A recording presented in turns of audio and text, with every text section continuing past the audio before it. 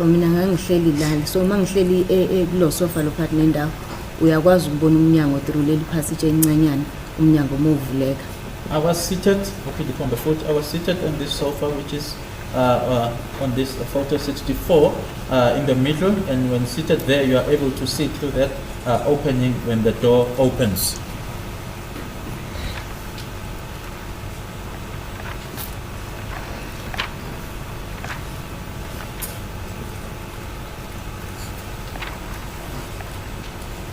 Yes, you may proceed. And then kwathi masahleli kanjalo ngapopola ke mina ngifuna ukubona ukuthi ubani obeqeda ukuvula umnyango enganokhile. I then peeped through just to see as to who opened the door without knocking.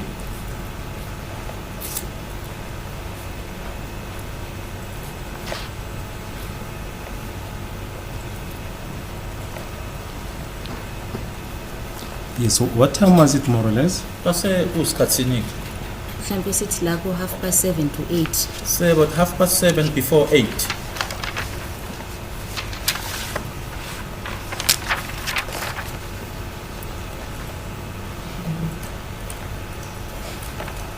Yes, you may proceed. And then ngithema ngipopola ngabona abantu besilisa ababili.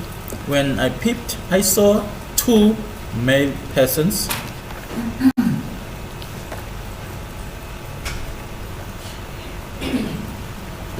Where did you see them? Ubabona kuphi?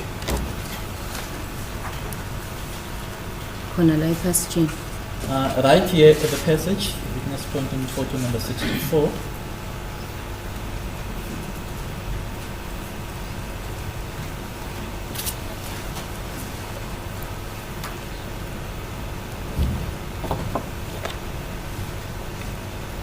Yes, you may proceed. Kwase kuthi lo oyedwa umfishane wamadirect wamaphambili uyena ovele ungene eqala. The short one with the dreadlocks stood in front. Sorry, he was the first one to come in.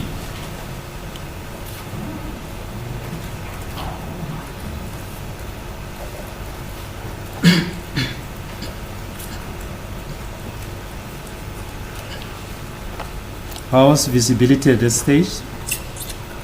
Kwaku kanjani ke indlela kwakubonakala ngayo noma ke asithi indlela ukhanyi kwaku kanjani? Kwakubonakala nje kahle ngoba indlela isasilayithile vele. It was very clear because the lights were on in the house.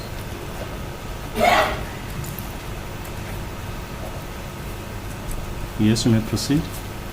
And then kwase kuthi lo wesibili wamapartner phakathi khona umnyango ongenela epassage wama lapho ngasestofini.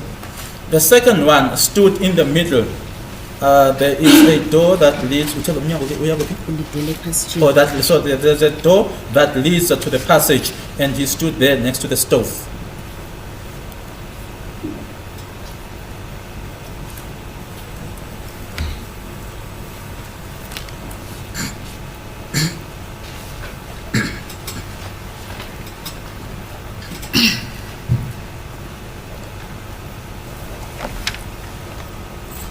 Yes, you may proceed. And then kusenjalo ke lo ophambili wamadirect wasethi wasikhomba ngesibhamu esethi khiphani imali namafoni. And then the one that was in front then pointed us with a firearm and then told us or ordered us to take out money and phones.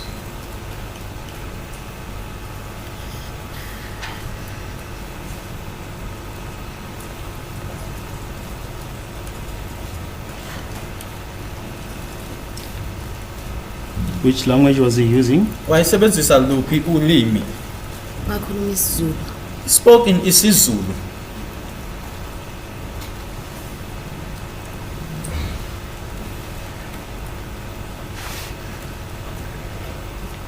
Yes, you may proceed. Sungaqhubeka.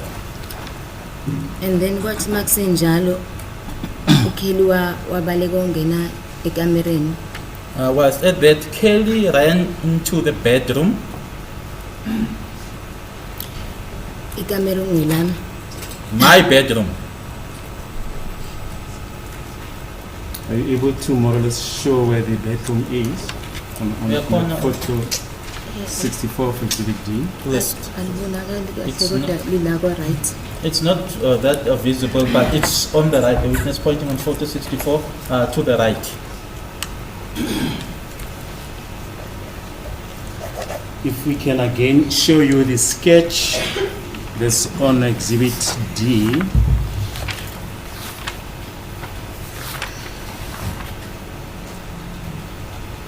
Can you just indicate more or less where that room is? Usebenzisa lesi sketch ke ikuphi le camera okhuluma ngalo?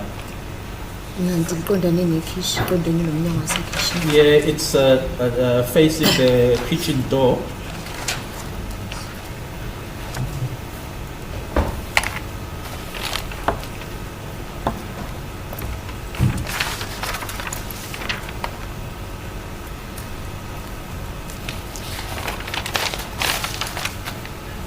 Yes, may I proceed?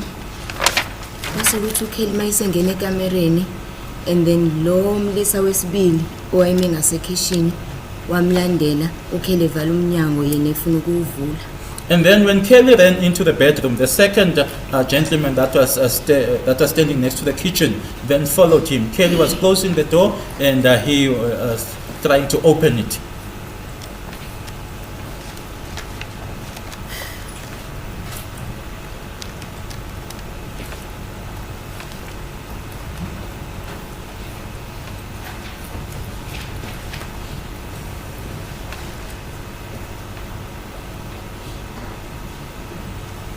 Can you just show there on the sketch where the second person was Asikhombise lana ke sketch ukuthi wayekuphi ke lo wesibili before he followed? ngaphambilini Kelly. kokuthi amlandele uKelly. Wayeme nje lapha ngaphakathi komnyango wasekhishini. He was just standing here in the middle of the door of the kitchen door. Witness pointing on the sketch the door.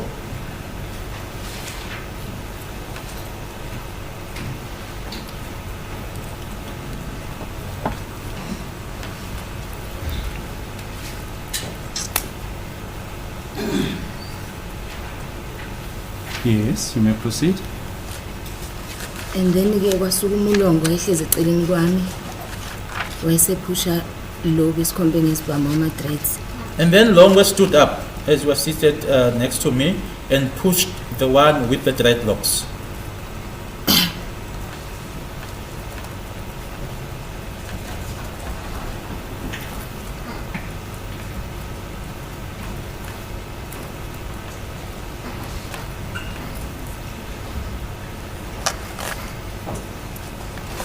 And where was this person with the dreadlocks at that stage when Longe pushed him? Ngalesikhathi aphusha uLongwe, lo wama-dreadlocks wayekuphi nendawo? Wahlehla emuva, wahlehlela kancane nje wayela. He moved backwards and just a little bit and he was here. Witness pointing in the passage of the hallway.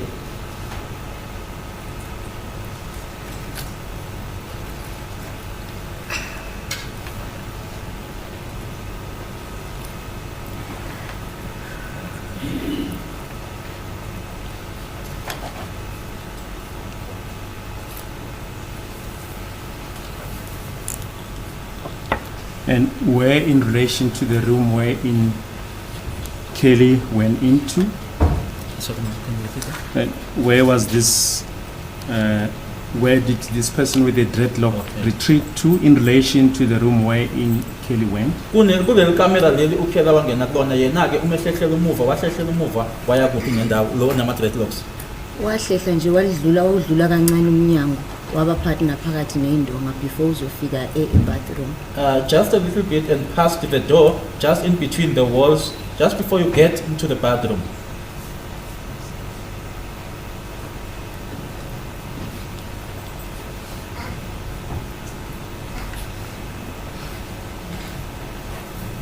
Yes, you may proceed. Mayiqeda ukumphusha kulongwe, ulongwe wabaleka waphuma ngomnyango wasekhishini. After Longo pushed him, he then ran and went out of the kitchen door.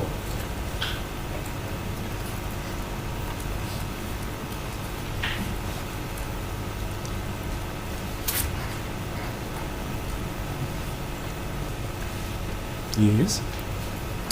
And then makusenjalo ngathatha ifoni yami ngayifihla emva kwecushini la kade ngihleli khona. But at that, I then took my phone and hid it behind the cushion where I was seated.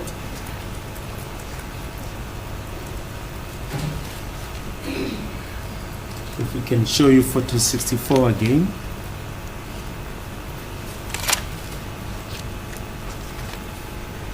No, ngayifihla nje khona la. I hid it here, witness pointing is behind the cushion on the couch.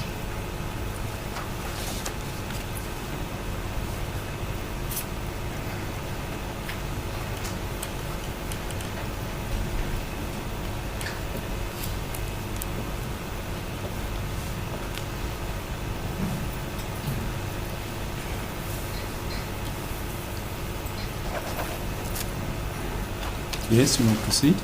Singaqhubeka.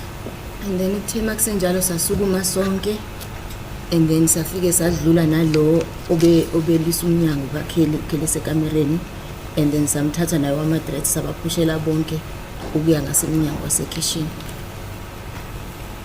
Uthi namdlula lo ebephusha umnyango. Sithathile naye sahamba Okay. naye samdudulela Okay.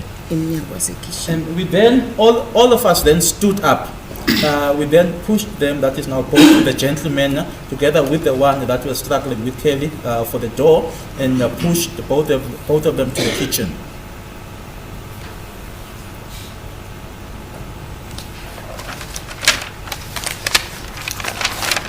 Are you able to perhaps state in which order you stood up and confronted the two persons? Ingabe ngasho yini ukuthi nasukuma ngayiphi indlela seniyake kulaba bantu laba senibadudula ukuthi iorder noma indlela enasukuma ngayo? Angisakhumbuli kahle ukuthi ubani wasukuma kuqala, kodwa ngabona nje sonke sesime ngeenyawo sihamba nabo sonke sibasa emnyango wasekitchen. I can't remember as to who was the first one to stand up, but what I remember is that all of us we were all on our feet, and we were just pushing them, going with them to the kitchen.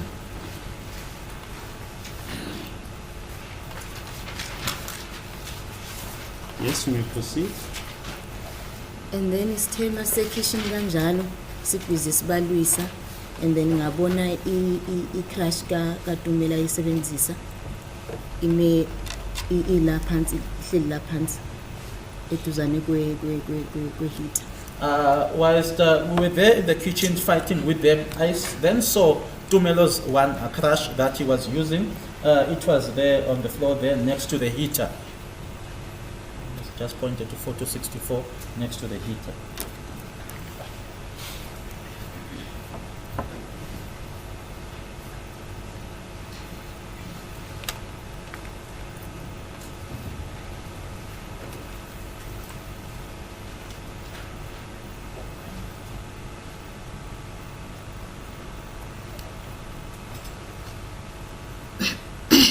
Yes, you may proceed. Naqhubeka. And then mangiqeda ukulithatha i-crush ngathi ngiyazama ukumshaya lo wesibili omude, ngithi ngiyazama ukumshaya bengafikeli, and then uTumelo walithatha kumina i-crush kwawuyena oshayayo. I took the crutch where I tried to hit the tall one with it, but I couldn't reach. And then Tumelo took the crutch from me and was the one who hit the gentleman with the crutch.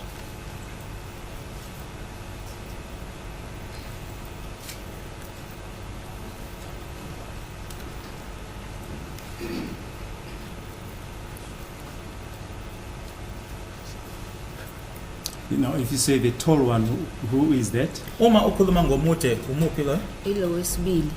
The second one.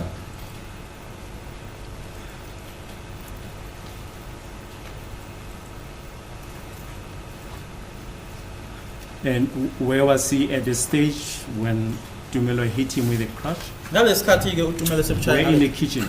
Wayekuphi nendawo ekitchen ngalesikhathi uTumelo semshaya ngecrutch. Wayeseduzane nosinki Na wasemnyango, umhlane wakhe usemnyango uvala umnyango. okay. Next to the sink, he was with his back to the door.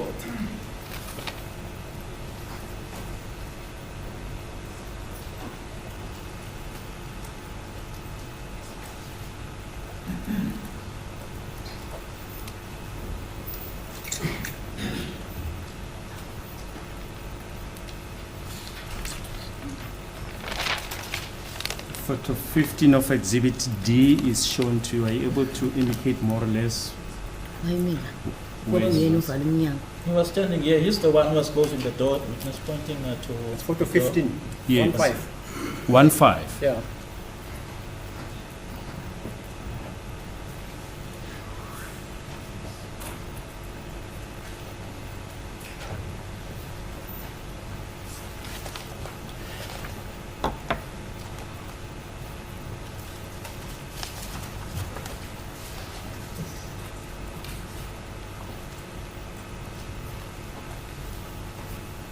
Yes, you may proceed. So makusaliwa kanjalo ekitchen ngabona noKelly esefikile naye sezosijoyina kusho ukuthi wayesephumile ekamereni. Whilst that fight was on in the kitchen, I also saw Kelly also there. I also saw Kelly there, which means she was now out of the bedroom and she joined us in the kitchen.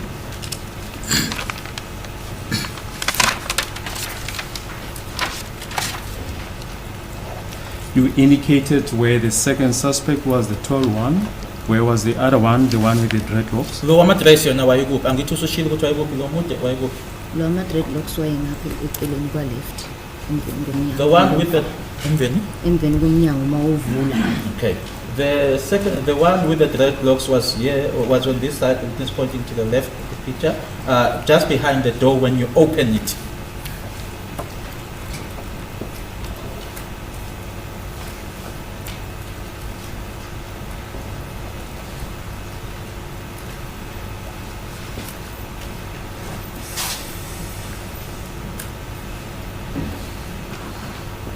Yes, you may proceed. And the rest of the people, are you able to indicate where Tumelo was, where Mthogo was, Ungasho ukuthi and uTumelo where your mother wayikuphi? was? uTumelo wayikuphi, Mthokozisi wayikuphi? Yes. Umuntu engimkhumbula kahle ukuthi wayesesayidini lami lakwa-right kwakuwuTumelo njengoba sasimile lapha phambi kwesitofu. The person that I remember well that was on my side, that is now the right hand side, was Tumelo as we were standing there in front of the stove.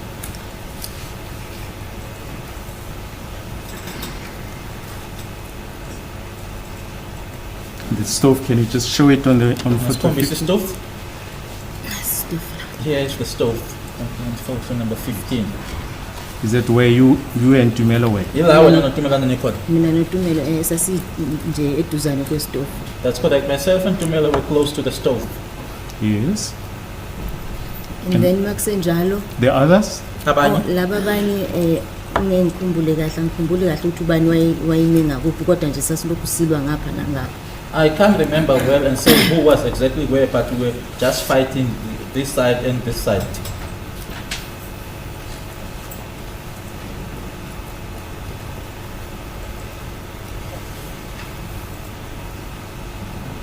Yes, you may proceed. And then ithe makusenjalo ke ngase ngizwa kuqhuma isibhamu. Was at that I then heard a firearm went off. And then yafike Just a minute. Where did it go off? Saqhuma kuphi? kulo wama-dreads wayephethe isibhamu lo wayesuka la.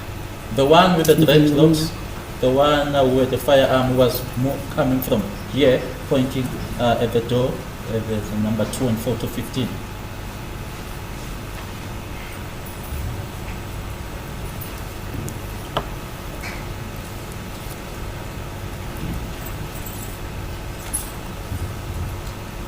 Yes, you may proceed.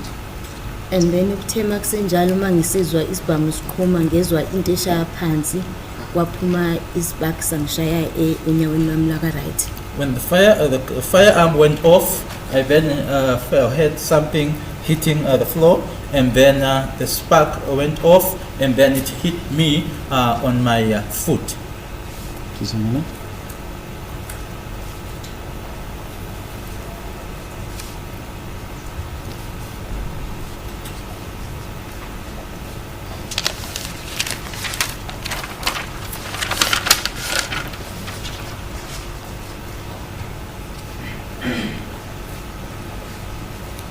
If you say you felt something hitting the floor, could you see where it hit the floor? Ungabe wabona yini ukuthi lento othi wayizwa ishaya phansi ukuthi yashaya kuphi nendawo phansi? Cha, angibonanga ngaleso sikhathi. No, I didn't see it at that time. Okay. Yes, you may proceed. and then kuthe makusenjalo kwawukuthi kusho ukuthi mina noTumelo sizwinto eyodwa sabaleka umkanye wangena ekamereni mina ngangena ebathroom. When I heard that hitting the floor, it so happened that Tumelo also heard it, so that we heard the same thing. One in the bathroom. Mina Okay. ngangena ebathroom. Yena wangena Yena ekamereni. wangena ekamereni. I ran into the bathroom and he ran into the bedroom.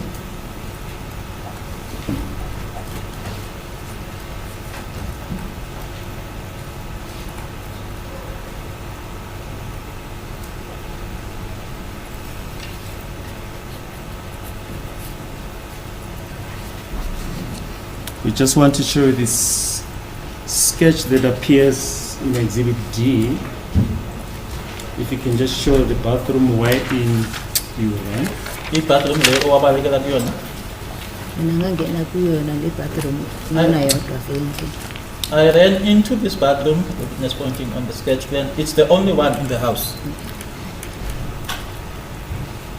And the bedroom wherein Tumelo ran. Tumelo abalekela kuyona. Hey, angisakhumbule kahle ukuthi wangena kuliphi kodwa phakathi kwawo lwamabili. It's between these two, but I can't remember well which one is it. Yes, you may proceed. And then ngathi ngisahleli ke ebathroom ngangime ngenyawo futhi. And then ngakhumbula ukuthi konje kunefastela elise bathroom ngacabanga ukuthi mhlawumbe mayingaphuma la bese engibona ukuthi ngikhona bese mhlawumbe uzophinda dubule so Okay. ngashona phansi. Whilst in the bathroom, I was standing or I was on my feet. And then I remembered that there's a window there. If it can happen that the person would come out, might be able to see me and shoot again. So I went down.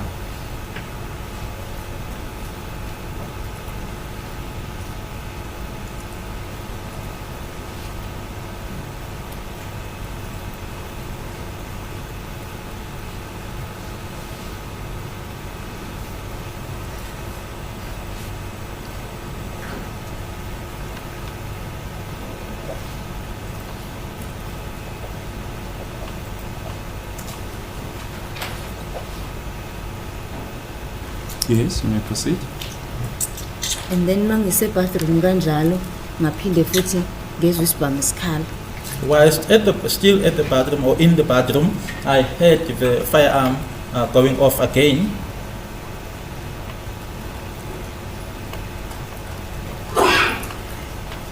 And where was it going off?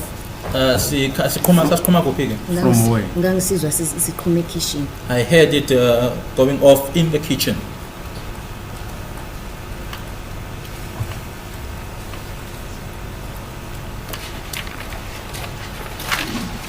Yes, you may proceed. And then uthe makusuka lapho ngezwa futhi sesikhala okwesithathu kodwa kulokhu asenzanga umsindo kufana nalokho okunye kokuqala. From there, I heard the firearm going off for the third time, but now at that time it didn't. The sound was not as the first one.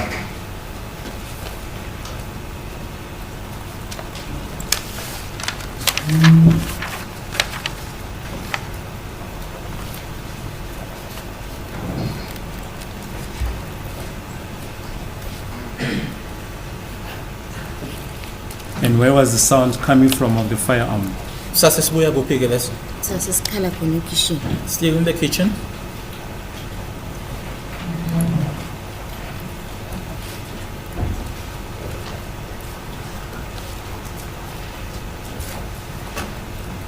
Yes, you may proceed. And then emva kwalapho ngezwe ngazuthi kuthulekile ngase ngiyapopola ngoba ngangisikwatile etoilet. And then ngapopola ngifuna ukubona ukuthi kwenzakalani. After that, I could hear that it was now quiet, and I then peeped through because I was squatting in the toilet. So I peeped through just to see as to what was happening. We just want to show you photo 21 of Exhibit D.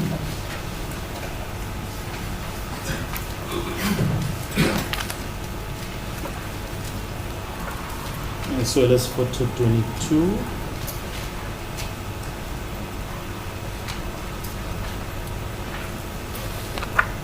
Yes, maybe this one, here's the previous one. Just previous photo. Yes, this one.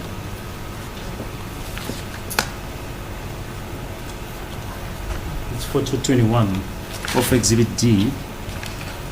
If you can just use the photo to demonstrate your evidence. Ungasebenzisa lesi sithombe ke khombisa lokho kushoyo. Usela sona siphezulu. Can you just take up?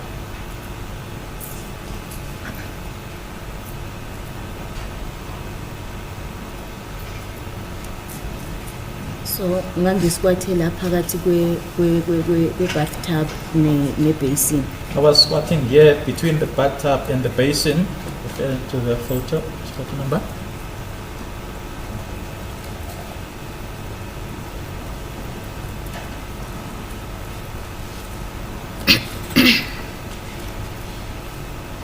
Photo 22 of Exhibit D.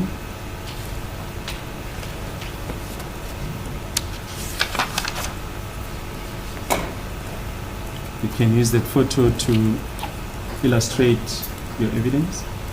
Ngangisquathela phakathi kwe bathtub ebhekane ne basin. This is where I had squatted in the bathtub facing the basin. Umnyango mawuvuleka lapho nje.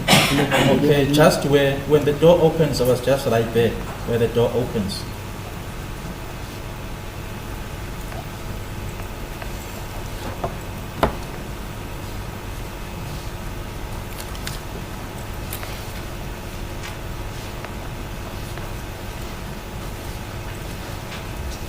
Yes, you may proceed. And then ngithe mangivula ngithi ngiyapopola. But just maybe before we proceed, photo 21.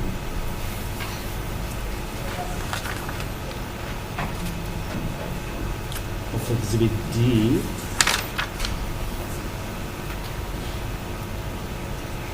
You mentioned the door. Can you just show it on the photo? See, Na umnyango uvulekela ngaphakathi now. here's the door. The witness pointing on photo 21 opens to the inside.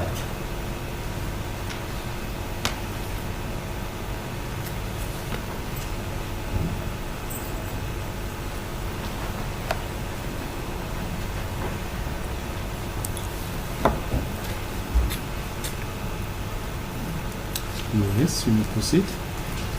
And then ngithe mangisapopola kanjalo ngipopola iminyango nakhona ngipopolela la ngihleli engisquate khona ngikhipha ikhanda and then ngabona uSenzo ekhokhoba kanje eyoyifihla phakathi naphakathi kosofa nestand. Just as I was peeping through, using the door where I was, I then saw Senzo just moving and the witness demonstrating which way bambe kanje. Like this and going to hid himself between the couch and the stand. The person appeared from here, the witness pointing to the opening again. Yeah, And then kuqhamukeni kwakhe ngambona obviously wayesemva kwaKelly and then mina ngikhumbula ukuthi ngabuka uSenzo. What then happened when this person appeared, this person was behind Kelly, and then what I did is I looked at Senzo.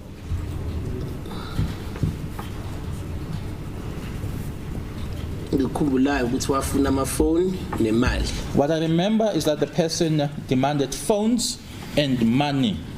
Just a minute.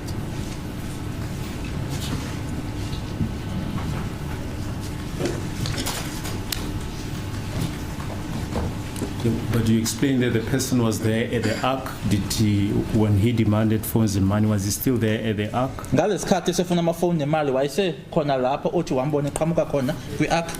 Yebo waqhamuka ngemva kwaKelly. uKelly wabaleka wangena kuleli room leli. Bambeke lapho.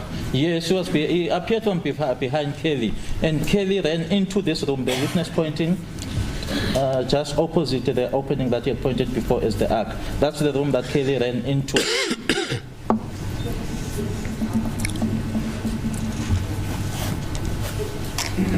And then njengoba ngisho wademanda amafoni imali and angazi indaba ngisasho namanje ukuthi I don't know why I thought it was a joke. Okay, Bambela Pop. As I'm saying that the person demanded phones and money. I don't know why, and I still, up to today, I don't know why I thought like that. I was under the impression that it was a joke. But was he still there at the ark? Why say Migyo another yandaw? Cha wayesesondelile phela ncane. No, he had moved a bit closer. Just indicate where he was. at that stage. La. Okay. Okay, the witness now pointing to the passage, the other opening which is in the passage here. That's where he had moved closer to.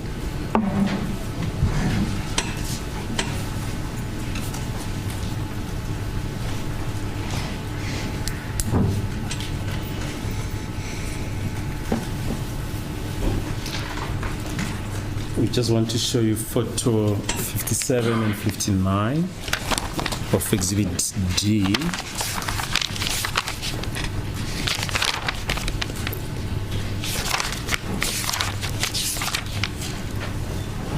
Perhaps a better photo will be photo 64, sorry, photo 64 of Exhibit D.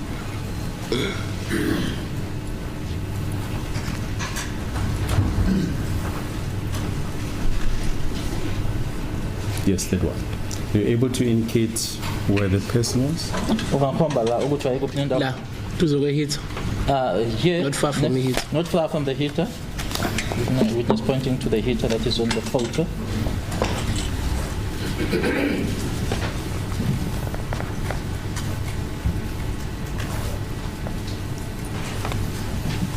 Yes, you may proceed to say you thought it was a joke. Why did you think so? Angazi why, but mhlawumbe ngoba mina ekhaya angazi ngiyakuthanda ukudlala bayazi nabo, but angazi indaba ngacabanga ukuthi joke, but into angenza ukuthi ngibone into serious ngabona ngoba sengibona isibhamu. I don't know why. Or maybe because at home they know that I like to make jokes or to play around. But what made me to realize that it wasn't a joke, that it was serious, is when I saw a firearm. Where did you see it? Who was Bonabupi? Esandleni sakhe saka right. In this person's right hand.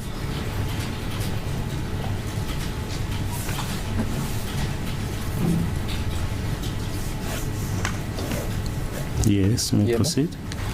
Nokuthi usenze ifoni yakhe ayikiye into ayenza usenze ifoni wayezama ukuyifihla la ngethanga ethangeni lakhe laka left. And the other thing is that Senzo's, it's just that the witnesses the court can't see. Senzo tried to hide his phone that is now underneath his left thigh.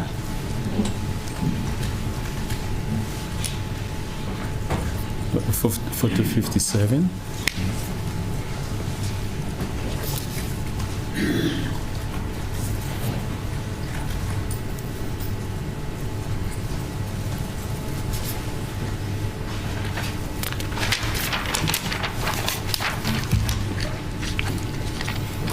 Perhaps better photo will be photo 59 of Exhibit D.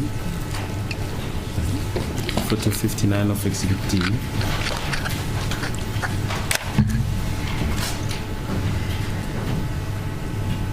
Yes, can you use photo 59 of Exhibit D to illustrate your evidence? Ukusho ke noma ukutshengisa lokho qedwe ukusho manje awusebenzise lesi sithombe. Ikuphi kuqala ngoba Yeah, regarding the cell phone. cell phone evidence. for I think lesi sinye lesi right. The other photo was the Ngoba better lesi one. kuvela la kuhleli khona mina. This is where I said, no lokuphela. and the other one. So the other photo is a much better photo. Are you able to indicate where the deceased hit his phone? That's what I'm trying to say. That's what he's saying. The other photo is the better one. Yeah, this is right. Go back. La. Here. Awuthi senze uhleli la. This is where Senzo said. So yena uzama ukufihla ifoni ngala He was trying to hide the phone on this side, pointing out because to the mina left, bengihleli la. because I was seated where the witness is pointing now, in the middle.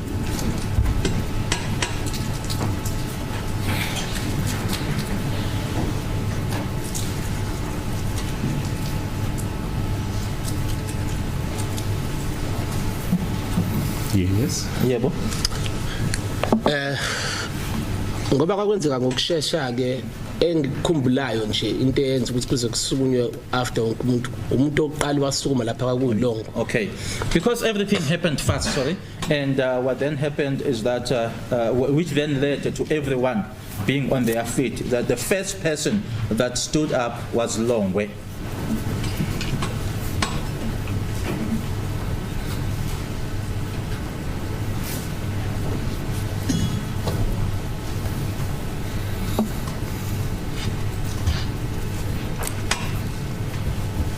Yes, you may proceed. Ulongo wathi mayisukuma waya towards the muntu lo phethe isibhamu. When Longo stood up, he went towards the person that was carrying a firearm, Wamuphushela eceleni wase yadlula. pushed him aside, and he went past.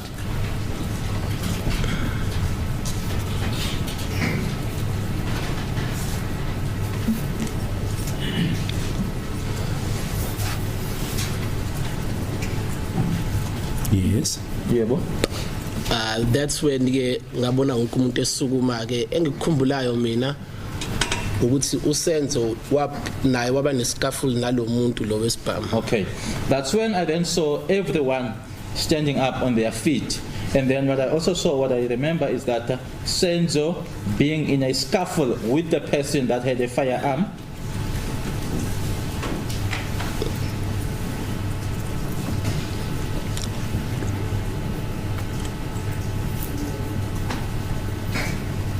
Yes. Are you able to Sorry.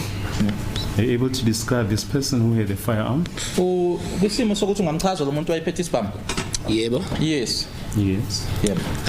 Waye ngekho dark wayengekho light. He wasn't dark. Wayekhanya nje kahle. It wasn't dark. It wasn't that light. It was just light. Enama dreads up below nje ilo indlebe. With dreadlocks just below the ear. Neyiqhomo nje engathi high cheek kancane. He had this cheekbones like in the high cheek a little bit. Ngoba ngesikhathi bephushana noSenzo kuze ngizochaza kahle. Lo nganotice isikhono wesibili. And at the time when him and Senzo were pushing each other, I then noticed that there was a second one. Wayemude, so lo wayengaphambili wayethanda ubamfishane kunalo wayemude, so nalo ngaphambili wayengekho mude. And that person was tall. So now the one that was in the scuffle together with Senzo was shorter than the one that was the second one.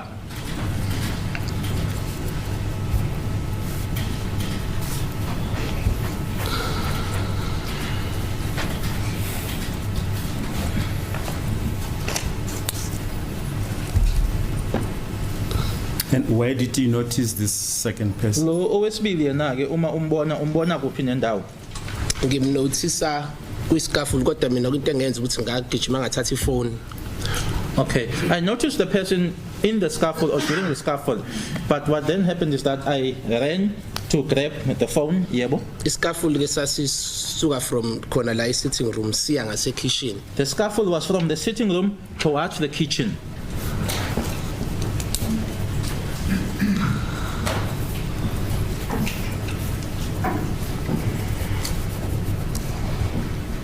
Yes, and where did you see this second person? Umbona kuphi lo wesibili ke? Ngimbona la khona ngakwi ark nje lapho la kwi ark na kumnyango lo tuzo kumnyango ne ark emva kwakhe ngasho njalo emva kwalo Emva kwabani? emva kwalo suspect number 1. Okay, it was at the door there, just in that arc and behind the suspect number 1.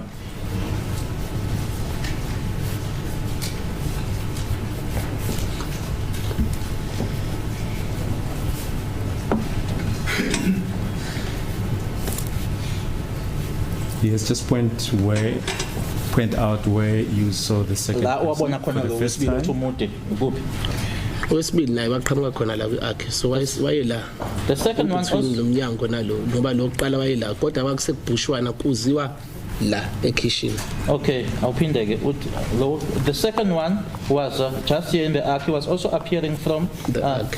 From the arc, and he was here, and then that's what's when now the pushing was happening towards the kitchen.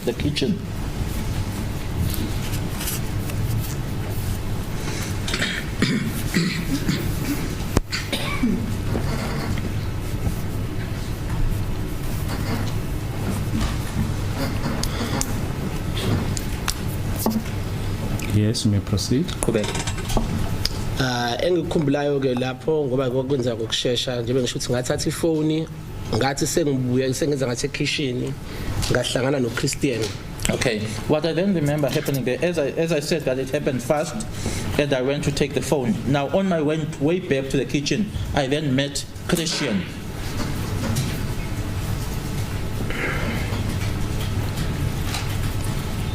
Yes, where did you meet him? Uhlangana kuphi no Christian?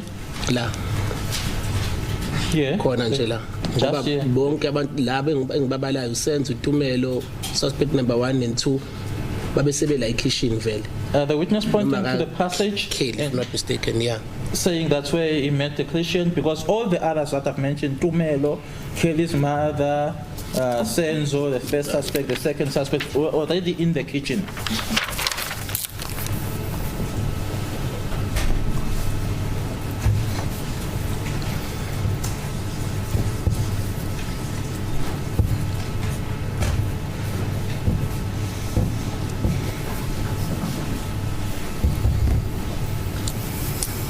Yes. Yebo.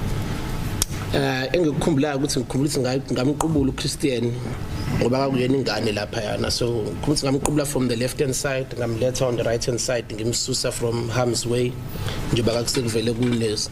What I do remember is that I picked Christian up from the left hand side to the right hand side because I was moving him away from harm's way.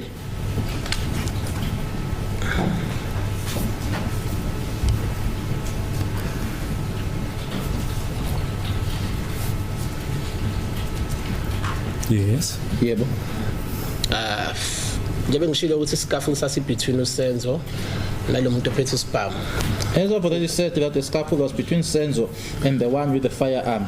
And then nalo wesibili komude kangisenimnotisile no Tumelo ngikhumbula ukuthi omakakheli bathatha ama crushes, which was ama crushes kaTumelo, beshaya bezama ukushaya nabo labantu laba babela ngaphambi ngoba bonke babela ngaphambi kwami ngoba u6 if I'm not mistaken. And that this in the scuffle was between Senzo and this person with the firearm, as well as now with Tumelo, as well as the second suspect. What I also do remember is that Kelly's mother, they took Tumelo's crutches and assaulted or tried to assault the people, because all 6 people that I've just mentioned were right in front of me.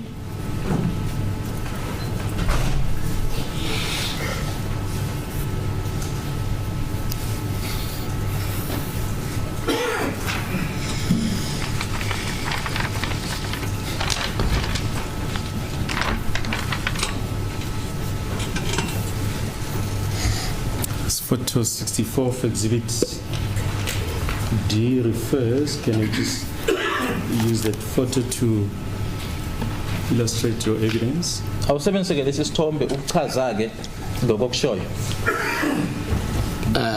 Engakusho ukuthi uChristian mina isikhathi ngamsusela ngala ngakule hit. What I can say is, when I removed Christian, it was from pinpoint foot. La. It was here next to the heater. Umsanga kuphi? ngimsusa from ngala kwiside la ukuthi akuvelile ngimletha ngala, so that's why ngithi I was ngimsusa from the left hand side, which would be on this side, ngimletha to my right hand side. I moved him from the left hand side, which doesn't appear on the picture, and to the right hand side, which is where the heater is depicted. Yes. And the crutches? Ama crutches now futhi ayekade ela babathatha khona la. The crutches were also here, pointing to where the heater is. They took the crutches from there. Who took was the crutches? Kwathathwa i-crutch noma ama-crutch? No, ngathi kwaba ama crush. Umuntu engimkhumbulayo wayeshaya uma ka Just yes. It was the crutches. The person that I remember who was assaulting Begu, uma ka Kelly. is Kelly's mother. Yeah, just a minute. Who fetched the crutch or the crutches? I wouldn't know. Ngeke ngazi ukuthi ubani owathatha. Yes. ibona kodwa engikhumbula ukuthi babe wasebenzisa ukuthi bashaye bona labo bantu. They are the ones that I remember who used the crutches in assaulting or to assault those people.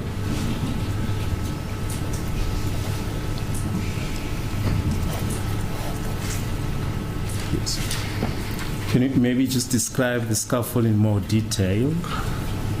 What did you see happening there from the ark up to the kitchen? Uma ungachaza ke lesi scaffold ukuthi yini owayibona isenze noma yini owayibona yenzeka ukusuka khona lapho kwi-ark, uma uthi iscaffold usho ukuthini kwakwenzekala? Can you use the sketch to illustrate your evidence?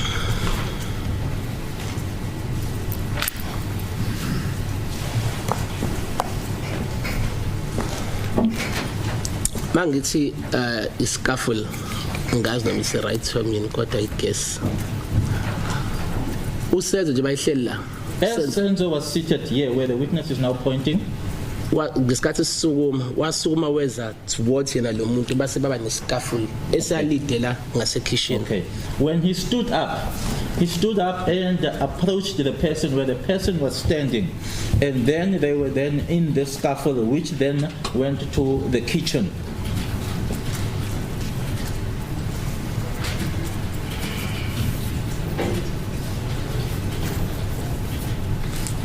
Yes. Yeah. And leso scaffold ke nje bengisho ukuthi saqhubeka saye safika la. Okay. That scaffold proceeded up to where the witness is now pointing. Yeah, on the sink ne stove lapho nje kodwa. Between the sink and the stove, right there.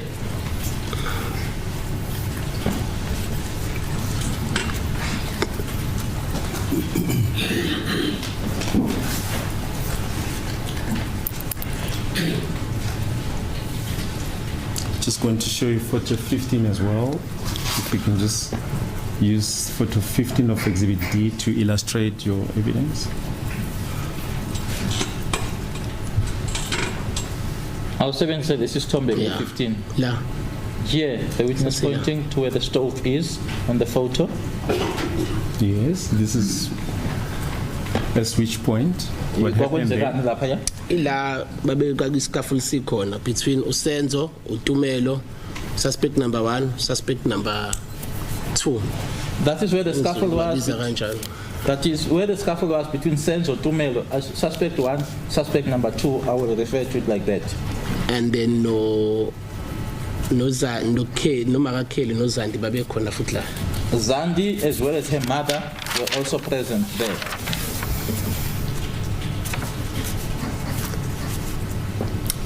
Can you just maybe indicate who was engaged with whom in this scuffle? Kulesi scaffold ubani owayebusy nobani? Senzo wayebusy nalo wayenesibhamu, and then oTumelo yena ngathi wayebusy nalo muthi. It was Senzo together with the one that had a firearm, and then Tumelo, but Tumelo was mentioned as in the plural my lord. They were busy with the tall one.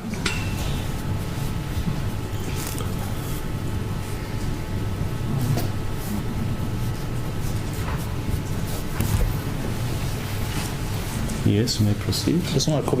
And then nje bese ngisho ukuthi Makakeli nababezama ukushaya ngala uma crashes ke beshaya yebona lapho uthi angisakhumbula hle beshaya number 1 beshaya number 2 kodwa khona babemshaya nabo ngama crashes. As I've already said that Kelly's mother, they were also busy there with the crutches trying to assault those people, but what I can't recall or remember is whether they were assaulting the first one or the second one. I think at that time ingqondo yami kakhulu yayisikla lengane lela eceleni kwami. And I think because at that time my mind was my main focus was on the child that was next to me.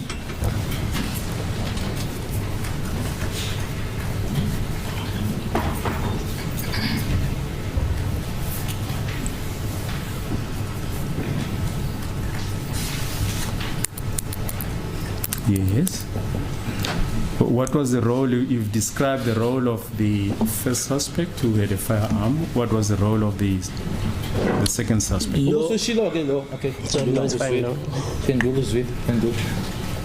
Lo owesibili wayephethe like a sharp object. into ngathi mess. The second one was carrying or was in possession of a sharp object that looked like a knife.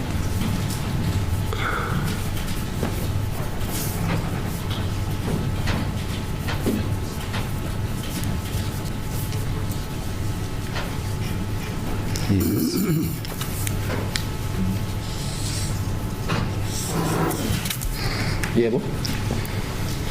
Are you able to describe him?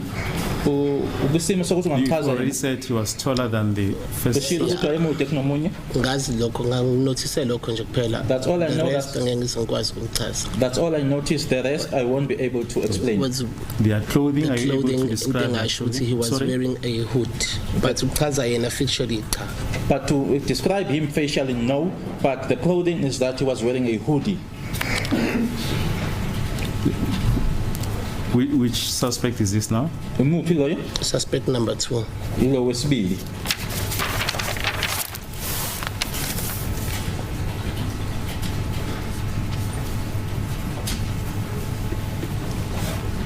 And the first suspect, you've already described him. Are you able to describe his clothing? Lo wesibili ke ubusumchazile yena kodwa owayegqokile ukusimo sokuthi ungachaza. Ayigqoka isigqoko engikhumbulayo What I can recall is that he was wearing a hat. and wayegqoke into engathi jacket, jazz jacket. Ngisho kanjalo nje but jacket. Something like a jacket, jersey jacket, but yeah, let's say a jacket.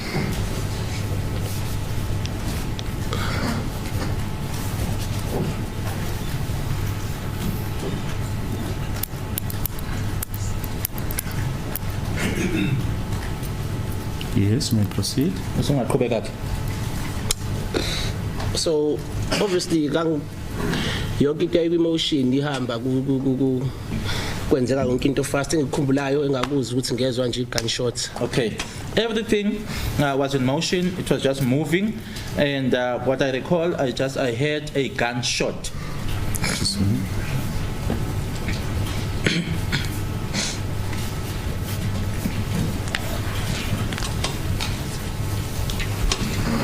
Yes. And what was the respective positions of the people who were in the kitchen at that point? Laba bantu ababesekitchen ke ngaleso sikhathi ke ema position abo aye kanjani?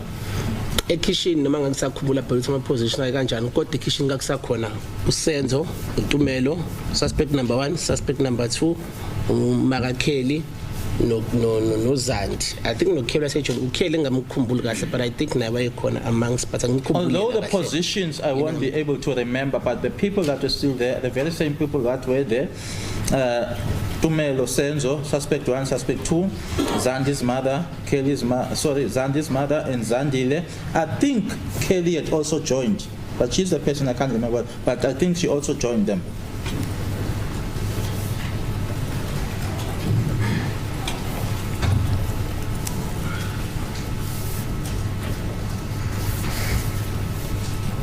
Yes. Yeah, bro.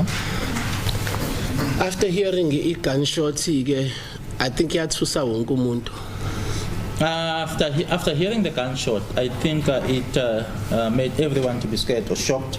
Ngoba kwaba khona ukuhlukana kuba khona kancane mina ngikukhumbulayo nje ukuthi ngabaleka ngaphuma ngomnyango. Because what I do recall is that there was some separation and I ran out of the door. Ngaphambana noSenzo, uSenzo eza ngala ngisho ukuthi ngizothi mangibuka lesithombe ngizothi eza ngase fridge but mina ngiphuma ngomnyango lo. And my path crossed with that of Senzo. Senzo was coming, if I'm looking at the photo, Senzo was coming towards the fridge, which is on the photo, or the stove, and I was running towards the door.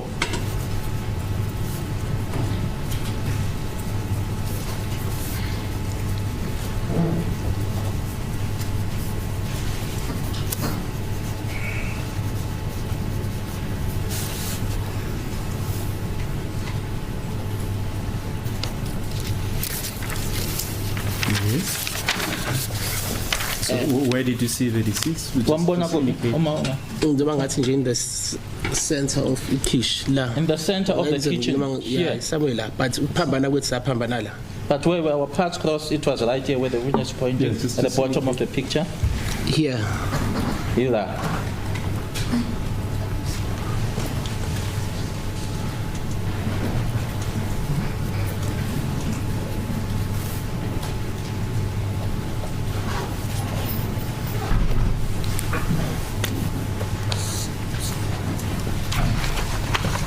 Yes. Yebo ngisho ukuthi ngikhumbulayo ngikhumbula ngiphuma ngibaleka and ngalandela ulo number omude wesibili. I remember, as I said, that I ran out, and the tall one, the second one, followed me. Lo ayiphethe into engathi ummesa. The one that had an object that looked like a knife.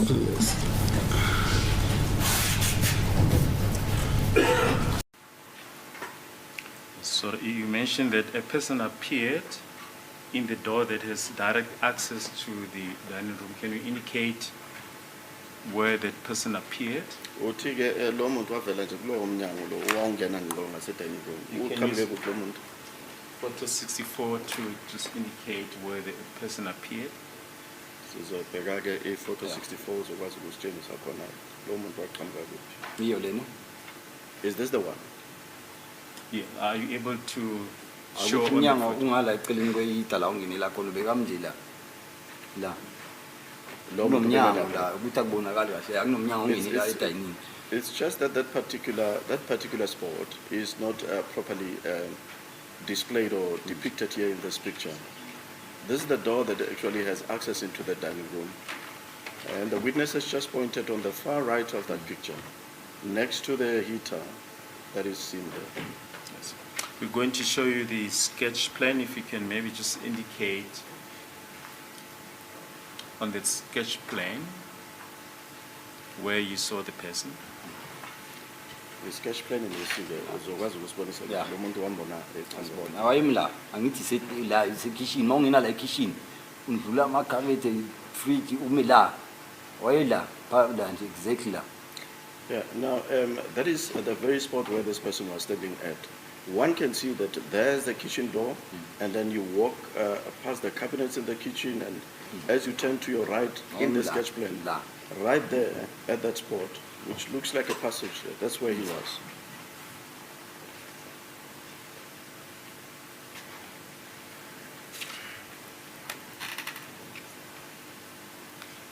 Yes, you may proceed.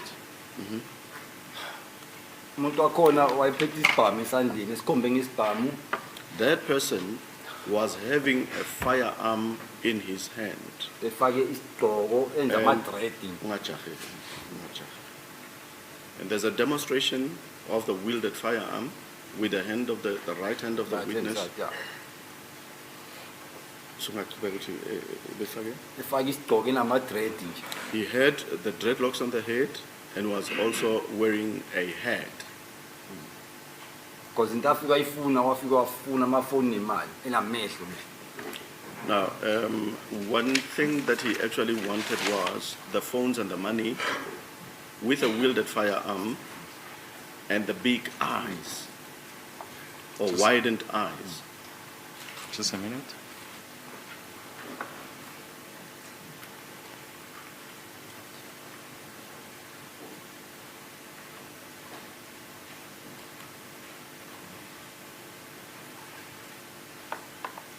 Yes.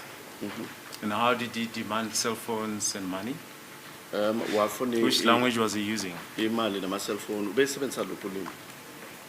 Noma ngisakhumbula kahle ukuthi wayibeka kanjengani but into engikhumbula wakhuluma isiZulu wafamafoni nemali into ayifuna. Even though my wording might not necessarily be correct, but I remember that he demanded phones and the money. He demanded phones and money. Yes, you may proceed. Ungaqhubeka? Eish ukuthi lento yenzeka indlela kwenzeka ngakhona because lo mfana kaChico lo owayehleli la eceleni kwaZandi wasuka from usofa la ehleli khona la wasuka la wamphusha lo muntu la. See how it happened. In that this young man or Chico's son was seated there at the spot where the light was shown on the part of the couch. He went and he pushed and went there and pushed him. Yeah, wamphusha umemphusha waphuma ngomnyango. As he pushed him, he then exited the door. Ubani uphuma ngomnyango? Yena lo mfana kaChico. He pushed him, and he, Chico's son, then exited the door.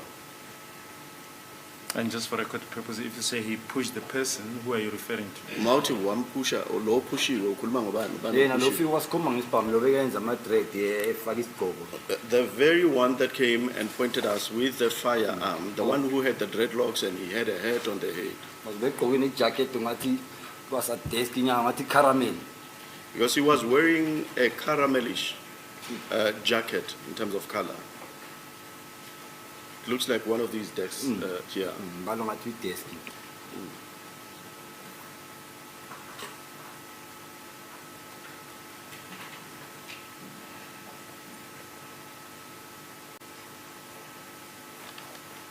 Yes. so emva kwaloko kwasukuma wonke umuntu mfana ngathi nje benza lento nje ngokukhulu ukusheshsha kwasukuma wonke umuntu endlini That was a quick move. As he stood up and pushed him, everybody also stood up. Wasukuma wonke umuntu yeah endlini. yes Everybody that was in the house then also stood up. yes and umuntu oqala engimkhumbulayo esukuma because umuntu wabalekela la umuntu wasungena la lo mnyango oqala ukheli wabaleka wangena la kulo mnyango oqala Now the first Kameleni person, la, the mawuphuma first nje person endlini. to flee, it was Kelly. She ran and got into that bedroom that has been just pointed there at the sketch plan. That first door that is on the right of the sketch plan. ngabe sekusukume wonke umuntu noSenzo wayesela kuyena lo muntu lo mfishane lo ama-dread Now, because everybody had stood up now, and they had, gathered onto or at that very spot where that short person with the dreadlocks, short in terms of the height, with the dreadlocks was. Everybody went there and they gathered there. Even Senzo himself was there. letho engibone Just a minute. wesibili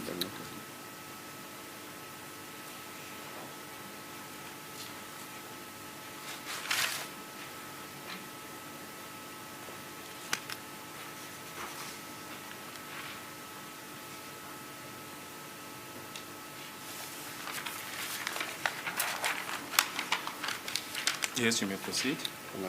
so nje sekunalokuphushana la endlini sekusukunyiwe ngithi mina angisukumanga ngaya same time le ukubona labantu bephushana la so that's why mangiqalaza ukuthi ngilobe ngena la kule camera leli sengibona lo mude ke wesibili lo befake efake i jacket hood Now, remember Kelly also went into the bedroom that I had just pointed here on the sketch plan, and I did not immediately stand up when the rest of the people stood up.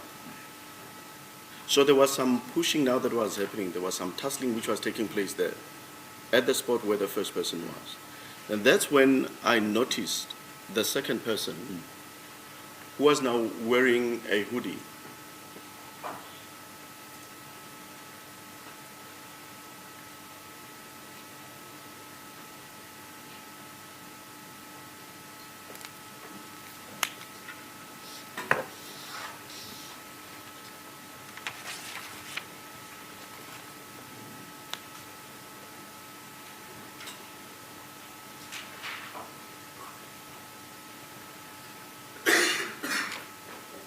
Yes, where did you notice the second person? Uye wambona ekuphi ngenkathi umbona? Ngowesibili. I think lo wesibili bethu jaha angazi noma wayethi ujaha ukheli or in because nje osenze nje wabelisana nalo no makazandi yebelisana nalo wesibhamu lo mfishane sekuqhamuka lo lethe aphushana khona noSenzo waphushana uSenzo umncikise odongeni ngasesicabheni sekhishi la Now, I don't know the second person. Just around that, that's more or less the same spot where the first person who was being tussled against by the rest of the members of the house there. It appears to me that he may have been after Kelly, because remember Kelly went, she actually ran into that bedroom. Then there was also a stage where Senzo had pinned him against the door of the kitchen that right yes that is on the right of the sketch plan there.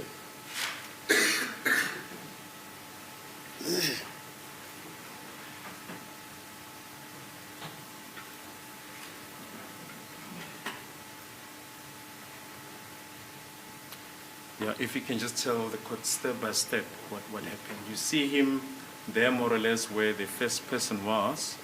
Ungajahi ne, step by step angisho. Uyambona laphana la lo oqala ebe khona ngisho. That's correct. I What see. happens next? Emva kwalokho kwase kwenzakalani? ukuthi yonke into ayenzeka ngokusheshsha so You know, everything happened so fast. ngokusheshsha because angazi ukuthi usenzo wasuka nini kulo kwama-dread lo Now, beshawa yeah. mawakheli nokheli nozandi. I don't know at what stage or what time did Senzo now move away from the first person who was being fought against by the rest of the family members. That is, Kelly's mother, Zandi, everybody that was fighting the first person. I don't know when did he move from that particular spot. Because nokheli naye wayesephumile la ngangimbonise la ekhishini ukuthi waphuma nini ebedroom angimazi. Even Kelly herself, she had come out of the bedroom. As to when did she now leave the bedroom into the kitchen, I don't know. Yeah, just a minute.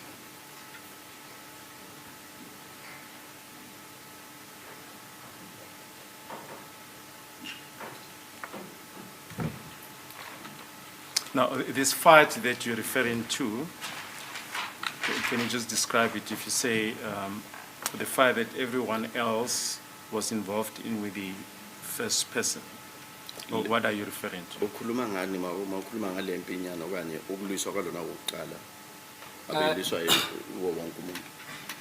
Wathi basebeshana ukuthi bathekwa yena lo kuqala ne because uzandi noma Remember they were now attacking the very first one now. so ememshanga ama-crutches wami Ubani obeshanga ama-crutches? uzandi umuntu ephethe ama-crutches angani noma wakho eliphethe nelinye but uzandi umuntu engamkhumbula kahle because ngangizwa nomsindo walo malishaya phezulu. Now, the crutch was also being used to hit this person. I'm not certain, but I think I saw Zandi in possession of the crutch. The thumping sound of the crutch, as this person was being struck with, I could hear it.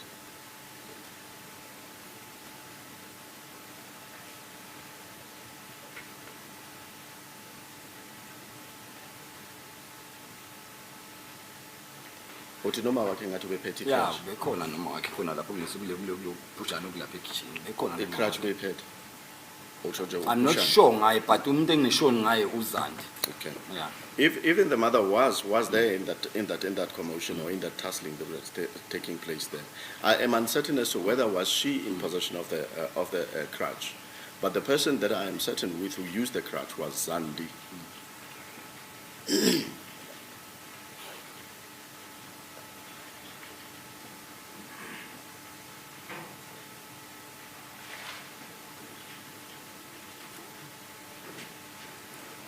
Now, where was this crutch? Ibekuphi le crutch? Ngangiwabeke eduze nje kwe-heater. Ngidinga uma ungena emnyango wasedining la ka-right. When buwabeke lapho. Ya uma ungena nje ingena ngikhona indawo la ka-right nje la. Eceleni kune-heater lapho eceleni kwakho. Yeah, I had put them Ya nginotongo la. at a spot just Yeah. on the right there Yeah. and next to the heater, Ayi la. against the wall there. That is where I had put them.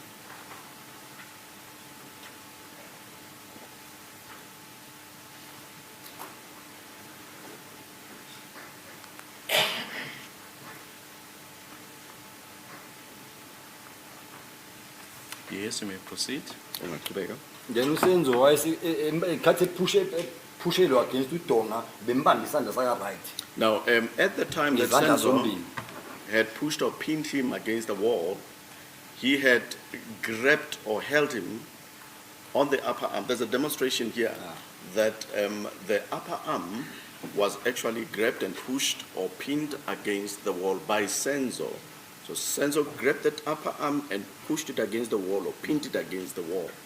Hayi futhi. And that was the right arm that he pinned against. Angifuni kule ngithi second suspect because ubebambe lo. I don't want to keep on saying No. the second suspect. There is this accused person that is being pointed against by the witness. He had grabbed. Nilo. Yeah. So, Wayebambe lo. yeah, Yes, because nami That's- ngafika that's ngashaya. the very- Yeah, kuye lo. that's the very person. Now for your Asha. Yeah. Even myself, I went and threw some blow. Because after ngimshayile kwaqhuma isibhamu emva kwalokho. After I had thrown the blow against him, then there was a gunshot that went off. Just a minute.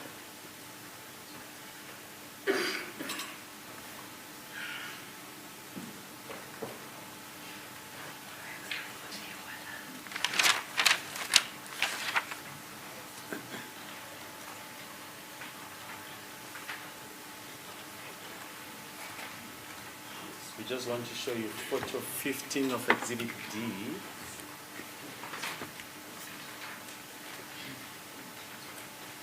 If you can just use that photo to illustrate your evidence.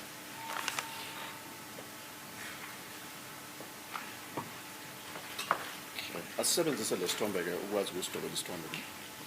wayimike khona la ngasemnyango usenze imbambe isandla sila phezulu because wayimbambe ngesaka right.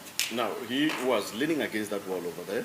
Who is that now? Just Usho ke ukuthi lo engikhuluma ngaye okanye ubani lo okhuluma ngaye ube Yilo umuntu lo sibili lo. There, Lo angene wesibili angamoya. the tall one, the second one, who accessed the house, he was leaning against that door there, and Senzo had pinned him against the wall that is depicted in that picture, holding on his arm.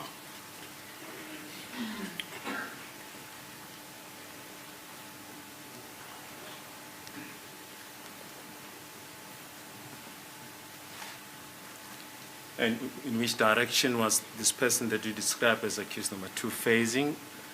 And in which direction was the deceased facing?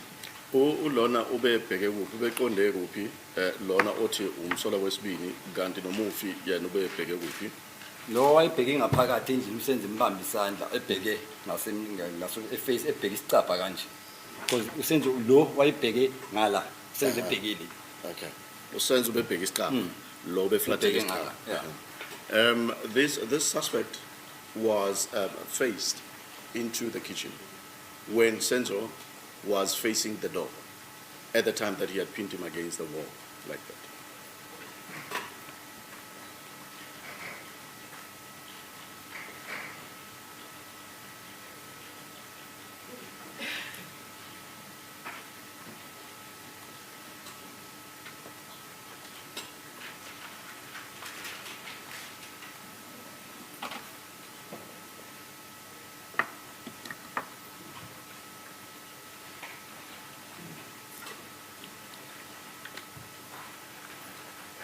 You say you also struck a blow.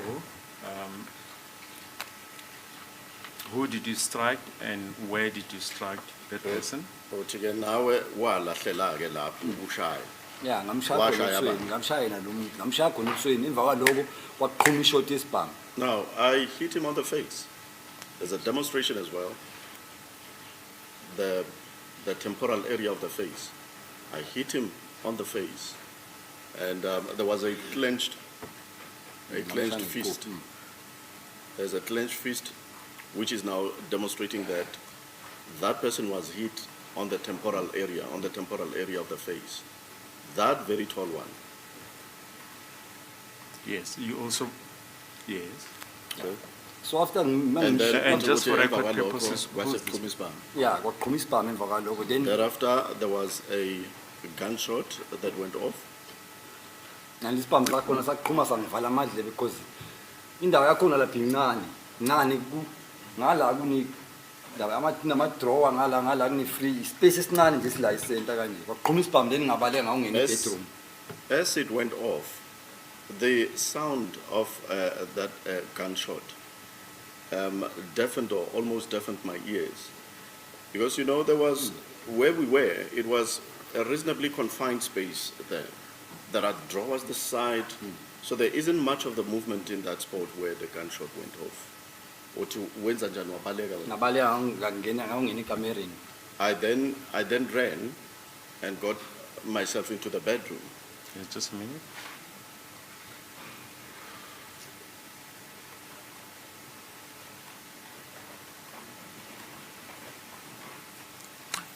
Now, where did the gun go off? Isibhamu sisaqhumela kuphi? No, I think besiqhuma la ekitchen because emva kokuqhuma kwaso bekukhala imsindo tswi emadlebeni then ngabale ngawungena ekamereni. I think it went off in the kitchen because after it went off, there was that a beeping sound or a lasting beeping sound in the ears. Yes, a ringing sound. The ringing sound in the ears, yes. That's when I ran into the bedroom. Can you just indicate where you heard the sound of the firearm? Ungasibonisa ke ukuthi wena ke isibhamu wasizwa ukuphi okay Asizwa ngikhona la kitchen and for sure besiqhuma around khona la kitchen akuthi umuntu besiqhuma because besingesingivala amadle kube sikude kakhulu.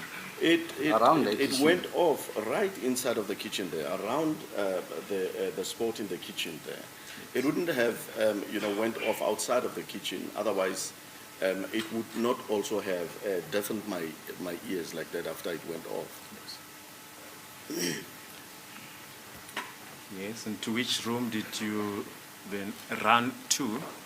Why kweyiphi room? Ngakwelile amaroom akhona nje lapha endlini. I think ngihamba ngepassage lika right ngathi ekugcinile. I went to one of the rooms in the house there. If you walking through the passage there, I should think it is the one on the right. A light has been shown on the room on the right, the second one on the right. Yeah, ile festera la. Yeah, Ngathi ngifuna ukuphuma ngalo la kanti kunamabhakla akade. Now there's a window right there. A light has been shown where the window was. I actually wanted to exit through that window. I realized that there are butler guards on that window, so I couldn't. If photo 2 can be shown of Exhibit D.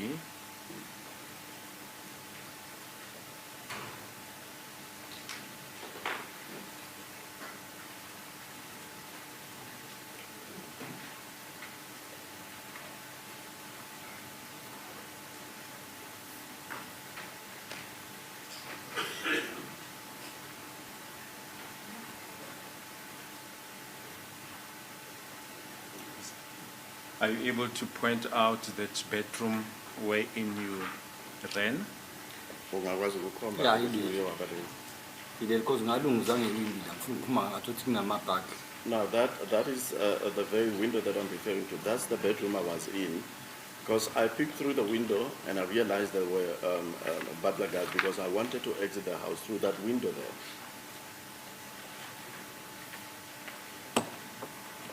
Yes, what happened further?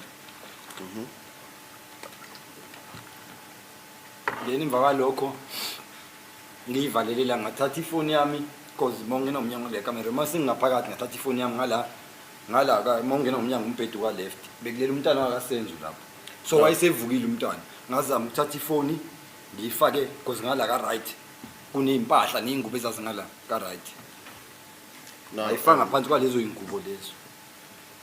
then I took my phone and hid it under the blankets. You know, when you access that particular room, on the left there's a bed, and the Senzo's child was lying on that bed. He was already awake during that time. I think kwavusomsini. And I should think that it was because of the commotion or the noise that was taking place that woke the child up. And then there were blankets that were stacked on the right. Yes. There were blankets that were stacked on the right, and then I took my phone and pushed it or shoved it underneath the blankets that were stacked there, tucked it underneath the blankets that were there. And just place the name of Senzo's child on record. Igama lengane kaSenzo bani? Uthingo. Tingo.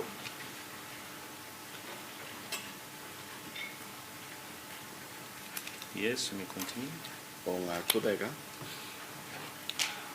Futhi emva kwesikhashana nje ngiyivalele lapho angiyeza ukuthi hayi sekukhuluma nje abantu nje basekho labantu ngaphakathi. Now, after a while, since I had closed or locked myself in there, I could hear that now there weren't those people that were causing the commotion initially. People were just talking now, normally talking.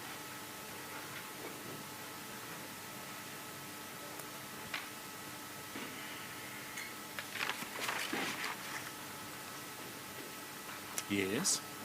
Then emva kwesikhashana nje ngathi ngiyavula umnyango wakhona uvuleki.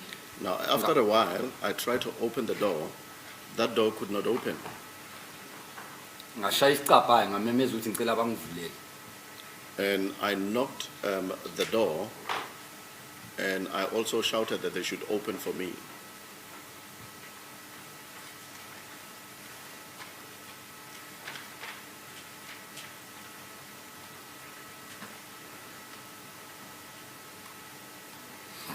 Yes.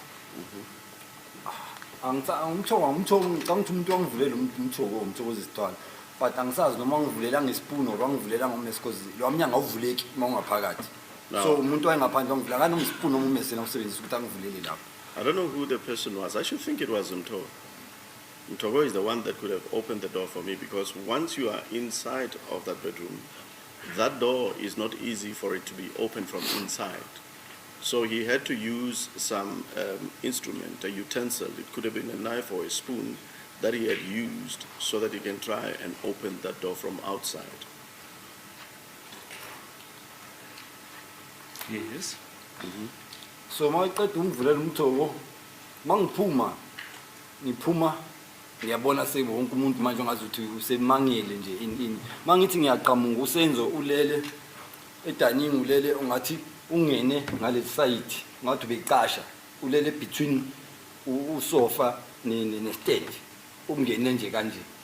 Now, when I got out, le part nje yakhe wangathi le ngathi ungene ngale side le kanje between stand ne sofa lo ngala behleli khona uMakakheli. Now, when I got out, it appeared people were startled of what had happened there. And Senzo somehow was lying between the couch and the stand and the TV stand with the left-hand part of his body, as though he was trying to get himself between or into that space that is between the couch and as well as the TV stand.